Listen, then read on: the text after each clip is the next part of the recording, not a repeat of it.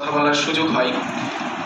ওনার ফেসবুকে বিভিন্ন ধরনের পোস্টগুলো সামনে আসে, দেখি সবগুলো নিয়মিত পড়ি। সেক্ষেত্রে আমরা পোর্শাবাসী ধন্য যে আমরা এরকম একজন উপজেলা নির্বাহী অফিসার পেয়েছি।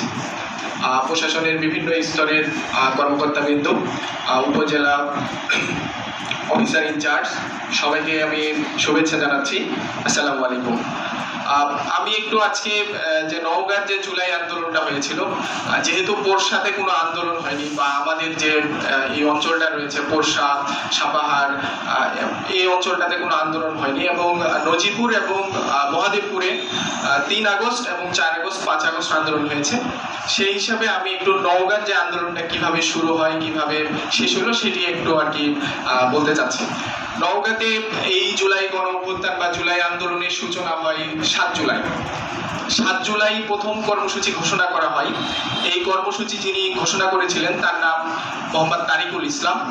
উনি নওগাঁ ব্লাড সার্কেল নামে একটি স্বেচ্ছাসেবী সংগঠন রয়েছে, যারা মানুষকে স্বেচ্ছায় রক্তদান এবং এই বিষয়গুলোকে নিয়ে কাজ করে। তারা সকলেই শিক্ষার্থী, এবং আমিও সেই ক্লাবের একজন একই মেম্বার।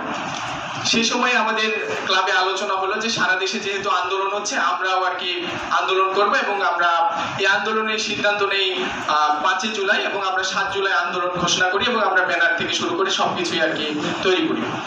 6 জুলাই তারিকুল ভাই আমাকে বলেন যে আমরা একটা যেন সাংবাদিকরা সংবাদ সংগ্রহ করতে আসে, এই কারণে আমরা নওগাঁর যে প্রেস ক্লাবগুলো রয়েছে সেই প্রেস ক্লাবগুলোতে আমরা একটা চিঠি দিই। তো সেই চিঠির ভাষাটা আর কি আমি লিখে দিই, এবং তারিকুল ভাই আমাকে আসার পরে সেটা সংশোধনী করে, এবং এই চিঠিটা যখন সাংবাদিকদের যে প্রেস ক্লাবগুলো রয়েছে আমাদের, সেই প্রেস ক্লাবগুলোতে যায়, এরপরেই মূল বিপত্তিটা শুরু হয়। এই চিঠিটা যাওয়ার পরে সরকারের বিভিন্ন গোয়েন্দা সংস্থা, এনএসআই, ডিজিএফআই, ডিএসপি থেকে তারিকুল ভাইকে ফোন করা হয়, এবং কালকে যেন কোনোভাবে আন্দোলন না করা হয় সে বিষয়ে তাকে বিভিন্নভাবে বলা হয়।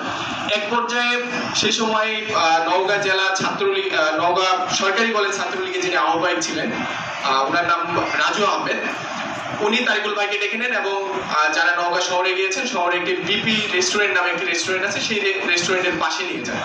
সেই রেস্টুরেন্টের পাশে নিয়ে যাওয়ার পরে উনি তাকে বিভিন্ন ধরনের হুমকি দিতে থাকেন, এবং বুঝাতে থাকেন যে কালকে কোনোভাবে আন্দোলন করা যাবে না, যদি আন্দোলন করো তাহলে তোমাদের কিন্তু খুব একটা ভালো হবে না। এই ধরনের বিভিন্ন ধরনের হুমকি ধামকি, এবং এক পর্যায়ে সে তারিকুল ভাইয়ের বাড়িতে পর্যন্ত লোক পাঠায়, এবং সেখানকার যারা ছাত্রলীগ থেকে শুরু করে বিভিন্ন আওয়ামী লীগ, যুবলীগের যারা নেতারা ছিল, বা সেই সময় তারা যে তার পরিবারের সদস্যদেরকে বিভিন্নভাবে হুমকি ধামকি দিতে থাকে। এক পর্যায়ে এই ধরনের হুমকি এবং বিভিন্ন দিক থেকে যখন প্রেশার আসা শুরু করে, তখন তারিকুল ভাই বাধ্য হয়ে ওই দিন ফোনটা বন্ধ করে আমাদেরকে কোনো কিছু না জানিয়ে সে আসলে গায়েব হয়ে যায়। আমরা তার কোনো ধরনের খোঁজ খবর পাই না। আমরা জানি 7 জুলাই আন্দোলন হবে, আমরা সেই অনুযায়ী প্রস্তুতি নিয়ে আমাদের যারা অন্যান্য মেম্বাররা রয়েছে, বিভিন্ন শিক্ষা প্রতিষ্ঠানে বলা হয়েছে, তারা সেই আন্দোলনে অংশগ্রহণ করার জন্য সেখানে যাচ্ছে। এবং সেখানে আমি তখন সবে মাত্র সাংবাদিকতাই শুরু করেছি আর কি। আমার তখন সাংবাদিকতার বয়স 2 মাস কিংবা 3 মাস এরকম আর কি হবে। আমি তখন নয়া শতাব্দী নামে একটি পত্রিকাতে কাজ করি। সেই পত্রিকাতে আমিও সংবাদ সংগ্রহের উদ্দেশ্যে সেখানে যাই। যাওয়ার পরে দেখি সেখানে জেলা ছাত্রলীগের যিনি সাধারণ সম্পাদক আমানুজ্জামান শিউর, শিক্ষার্থীরা মুক্তির মোড় শহীদ মিনারে কর্মসূচি পালনের জন্য আসছেন, সেখান থেকে তাদের সকলকে সরে যেতে বলছেন। এবং আমরা তারিকুল ভাইকে সেদিন কোনোভাবেই আর কি তারিকুল ভাইয়ের কোনো খবর পাই না, এবং এক পর্যায়ে ছাত্রলীগের বাধার মুখে 7 জুলাইয়ের কর্মসূচি পণ্ড হয়ে যায়। এরপরে নওগাঁয় কর্মসূচি ঘোষণা করা হয় 16 জুলাই। 16 জুলাই কর্মসূচি মানে সফল করার জন্য বিভিন্ন মেসেজে লিফলেট দেওয়া হয়, শিক্ষার্থীদেরকে কর্মসূচিতে অংশগ্রহণ করার জন্য বলা হয়। এর মধ্যে আপনারা জানেন যে 15 জুলাই এবং 14 জুলাই তৎকালীন প্রধানমন্ত্রী শেখ হাসিনার একটি মন্তব্যে শিক্ষার্থীদেরকে ফুঁসে তোলে যে মুক্তিযোদ্ধার নাতিপুতিরা চাকরি পাবে না, তো রাজাকারের নাতিপুতিরা চাকরি পাবে নাকি।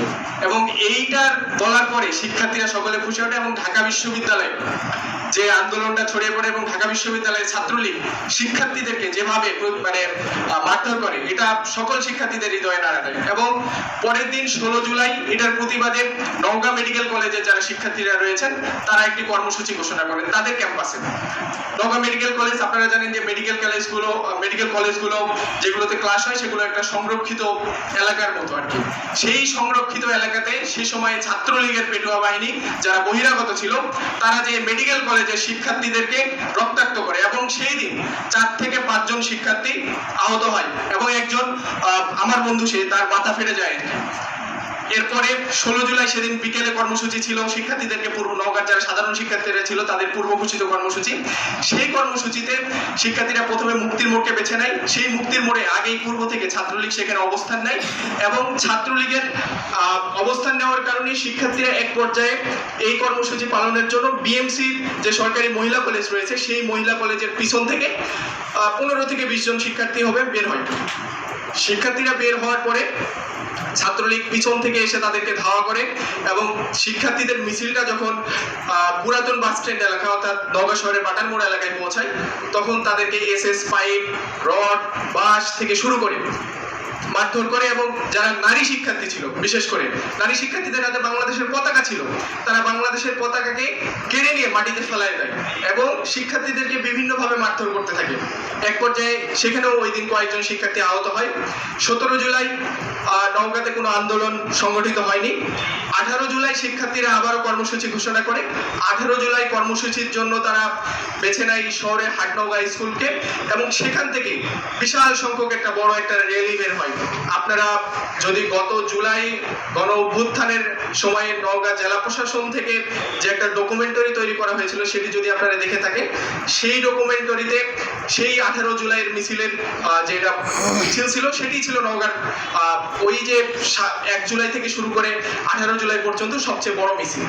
সেই মিছিলটা যখন বাটার মোড় এলাকায় পৌঁছায় সেখানেও ছাত্রলীগের যে পেটুয়া বাহিনী সন্ত্রাসীরা ছিল তারা হেলমেট এবং দেশীয় অস্ত্রশস্ত্র এনে শিক্ষার্থীদের উপরে বিভিন্নভাবে মারধর করে এবং যারা অভিভাবকরা ছিল সেই আন্দোলনে সেই অভিভাবকদেরকে পর্যন্ত তারা মারধর করে এবং এর প্রতিবাদে শিক্ষার্থীরা আবারও 19 জুলাই কর্মসূচি ঘোষণা করে। 19 জুলাই যারা আমাদের নারী শিক্ষার্থীরা ছিল তারা সবচেয়ে বড় সাহসী ভূমিকা পালন করে। তারা মরিচের গুঁড়া বোতলের মধ্যে নিয়ে তারা আন্দোলনে আসে এবং যখন ছাত্রলীগের নেতারা তাদের দিকে ধেয়ে আসে তখন তাদের দিকে মরিচের গুঁড়া ছিটিয়ে দেয় এবং সেভাবে সেদিন কোনো রকম ভাবে কর্মসূচিটা পালন করে। এরপরে সারা দেশে আপনারা জানেন কারফিউ শুরু হয়। এই কারফিউর মধ্যে বিভিন্ন ধরনের ধরাও পাকড়াও এবং চলতে থাকে। এই ধরাও পাকড়াওয়ের মধ্যে যারা ফেসবুকে বিভিন্ন ধরনের সে সময় স্ট্যাটাস দিয়েছিল তাদেরকে তুলে নিয়ে যাওয়া হয়। নওগাঁতে এরকম কয়েকজন শিক্ষার্থী রয়েছে যাদেরকে তুলে নিয়ে যাওয়া হয় এবং সবাই তখন একটা আতঙ্কের মধ্যে পড়ে যায়। এই কারফিউ চলাকালীন অবস্থায় পুলিশ বিভিন্ন বাড়িতে যে তল্লাশি করে এবং শিক্ষার্থীরা এর কারফিউ শেষ হলে যখন ইন্টারনেট আবারও সচল হয় তখন কর্মসূচি ঘোষণা করে 1 আগস্ট রিমেম্বারিং আওয়ার হিরোজ যে কর্মসূচিটা ছিল সেই কর্মসূচি ঘোষণা করে এবং এই কর্মসূচির জন্য শিক্ষার্থীরা শহরে যে এটিএম মাঠ আছে সেই এটিএম মাঠকে বেছে নেয় আর কি। এটিএম মাঠে বিকেল 5টায় কর্মসূচি ছিল। এই আগস্ট মাসে তখন প্রচুর বৃষ্টি, মাঠে বসার মতো কোনো অবস্থা নেই। শিক্ষার্থীরা এরকম ভাবে পরিকল্পনা করে যে আমরা সকলে মাঠের দূর দূরান্তে থাকবো, আমরা জাস্ট 5টা বাজলে আমরা মাঠে যে সময় বসে যাবো এবং আমরা মোমবাতি জ্বালিয়ে এবং আমরা গান গেয়ে আমাদের যারা শহীদ হয়েছেন, আমাদের যারা আহত হয়েছেন তাদেরকে আমরা স্মরণ করব। 1 আগস্ট সেই মাঠে শিক্ষার্থীরা যাওয়ার আগে সেই মাঠে বিজিবি, সেনাবাহিনী, পুলিশ থেকে শুরু করে পুরো মাঠ দখল করে রাখে এবং শিক্ষার্থীরা সেখানে আশেপাশে ঘোরাঘুরি করতে থাকে এবং তাদেরকে কোনোভাবে সেই মাঠে কর্মসূচি পালন করতে দেয় না। বাধ্য হয়ে শিক্ষার্থীরা তখন শহরে যে কেডি স্কুল রয়েছে সেই কেডি স্কুলকে বেছে নেয়। কেডি স্কুলে যায়, সেখানেও কেডি স্কুলে গেলে সেনাবাহিনী এবং পুলিশ এবং বিজিবি সেখানে তাদেরকে ধাওয়া করে। এক পর্যায়ে তারা শহরের একটা গলির মধ্যে সন্ধ্যার পরে বৃষ্টিতে ভিজে, আপনারা জানেন যে আইন সুরক্ষা ফাউন্ডেশন নামে একটা রয়েছে, সেটা মাঠ রয়েছে, সেই মাঠটা হচ্ছে সরকারি বিএমসি মহিলা কলেজের ঠিক পিছনে আবাসিক এরিয়ার মধ্যে। সেই আবাসিক এরিয়ার মধ্যে 30 থেকে 40 জন শিক্ষার্থী সেখানে ভিজে মোমবাতি জ্বালিয়ে আমাদের যারা জুলাই শহীদ হয়েছিল সেই সময় এবং যারা আহত হয়েছিল তাদেরকে স্মরণ করে সেই দিনের কর্মসূচিটা পালন করে। এরপরে 2 আগস্ট ছিল শুক্রবার। সেই শুক্রবারে কর্মসূচি ছিল গণমিছিল এবং মসজিদে দোয়া। মসজিদে নামাজ শেষে সকলেই সেদিন গণমিছিল থেকে মিছিল বের করার কথা ছিল। সেই সময় আন্দোলনটাকে সমন্বয় করছিল আরমান হোসেন নামে একজন। আরমান তখন আরমানের সঙ্গে আমার বিভিন্নভাবে তখন যোগাযোগ হতে থাকে। আরমান তখন একটা প্লে কার্ড হাতে নিয়ে, ঠিক নামাজ শেষ হয়েছে, বৃষ্টিও শুরু হয়েছে, ওই সময় একটা প্লে কার্ড হাতে নিয়ে বলে যে ওরা আমার ভাইকে শহীদ করেছে, আপনারা কেউ যাবেন না, আমরা আমাদের ভাইয়ের হত্যার বদলা চাই, আমরা এখান থেকে গণমিছিল বের করবো, আপনারা সকলে এই মিছিলে এগিয়ে আসুন।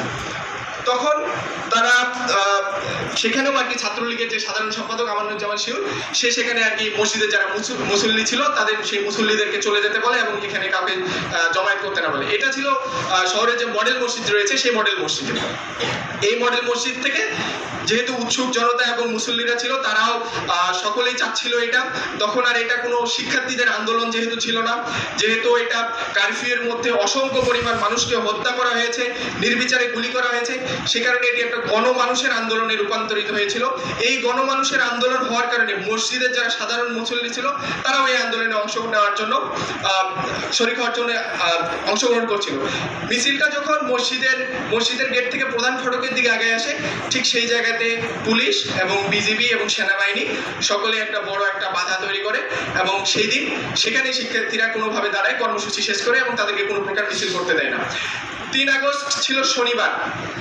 এই শনিবারে নওগাঁ প্রচুর পরিমাণে শিক্ষার্থী জমায়েত হয়। যেহেতু শুক্রবারে সারা দেশের বিভিন্ন স্থানে গুলি করে অসংখ্য পরিমাণ শিক্ষার্থীকে নিহত করা হয়, বিশেষ করে আমাদের পার্শ্ববর্তী জেলা বগুড়াতে অসংখ্য শিক্ষার্থী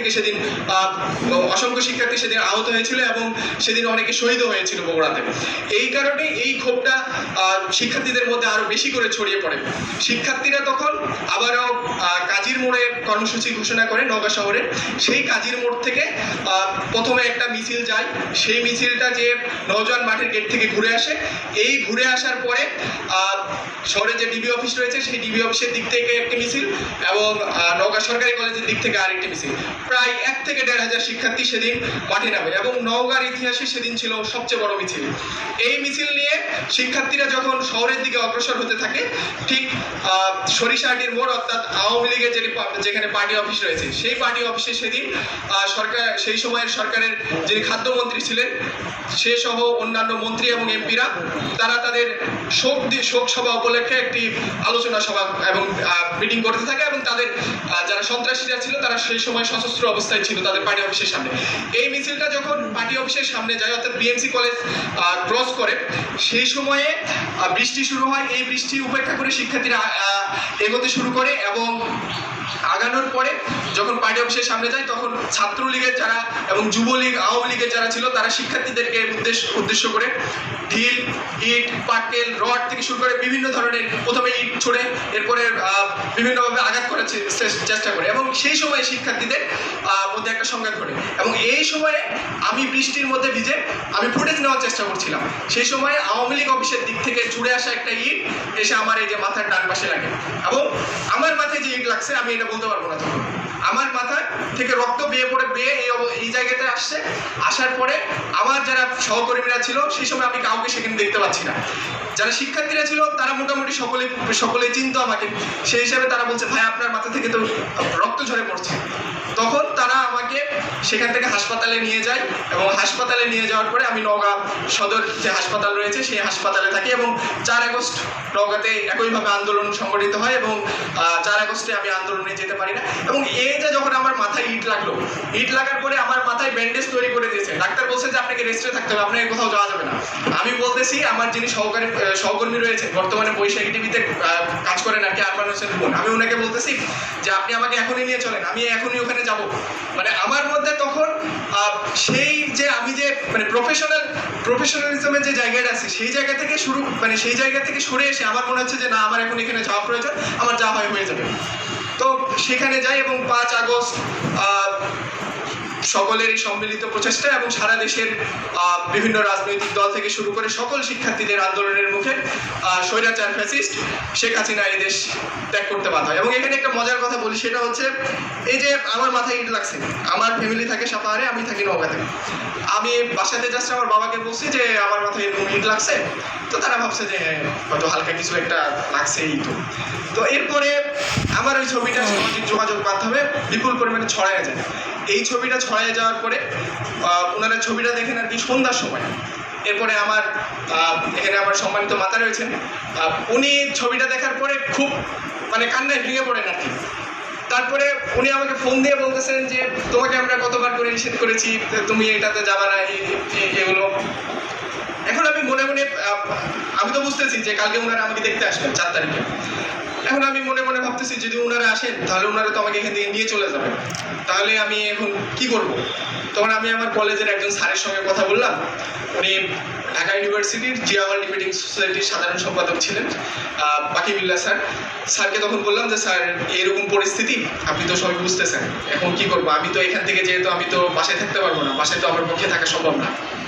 তো স্যারকে বলে রাখলাম যে যদি আম্মুরা তো আসবে কালকে, আপনাকে যদি আমাকে নিয়ে যেতে চাই তাহলে ওই সময় আপনাকে আমি ফোন দেবো, ওই সময় ঠিক আপনি আমার রুমে আসবেন আর কি, এসে আপনি যেভাবে হোক এটাকে ম্যানেজ করবেন। তো যাক, ওই পর্যায়ে যাইতে হয়নি, তাদেরকে আমি যথেষ্টভাবে বুঝাইতে সক্ষম হই এবং তারা আমাকে রেখে যায়। এবং রেখে যাওয়ার পরে বাসায় যাওয়ার পরে বলে যে তোমাকে আমরা কেন রেখে আসলাম, আমরা যদি তোমাকে নিয়ে আসতাম তাহলে হয়তো ভালো হতো আর কি। তারপরে 5 আগস্ট সরকারের পতন হয় এবং এই যে নতুন একটা পরিবর্তন এবং নতুন একটা আমরা আজকে যাদেরকে দেখছি আর কি, এই জুলাই গণ অভ্যুত্থানের মাধ্যমে পেয়েছি। আমি শ্রদ্ধা করে স্মরণ করছি এই জুলাই যারা শহীদ হয়েছেন, যারা এখনো আহত রয়েছেন, যারা পঙ্গুত্ব বরণ করেছেন, তাদেরকে আল্লাহ যেন তাদেরকে খুব দ্রুত সুস্থতা দান করেন। এবং আপনারা যারা প্রশাসনের বিভিন্ন পর্যায়ে কর্মরত রয়েছেন, আমরা আপনাদের সন্তানের বয়সী, আমরা আপনাদের কাছে আশা করি আপনারা যেহেতু সন্তান হিসাবে আমরা বাবাদের কাছে দায়িত্ব তুলে দিয়েছি, আপনারাও বাবা হিসাবে এই দেশটাকে খুব সুন্দরভাবে যেন চলে এবং এই দেশে যেন কোনো নতুন করে স্বৈরাচার ফ্যাসিস্ট যেন কেউ তৈরি না হতে পারে, সেই বিষয়ে আপনারা সকলেই ভূমিকা রাখবেন। আমরা চাই না যে কোনো 1400 লোক একটা দেশ থেকে এভাবে একটা গণ অভ্যুত্থানে নিহত হয়ে যাক বা শহীদ হয়ে যাক। আমাকে এতক্ষণ ধরে ধৈর্য ধরে শোনার জন্য আপনাদেরকে সকলকে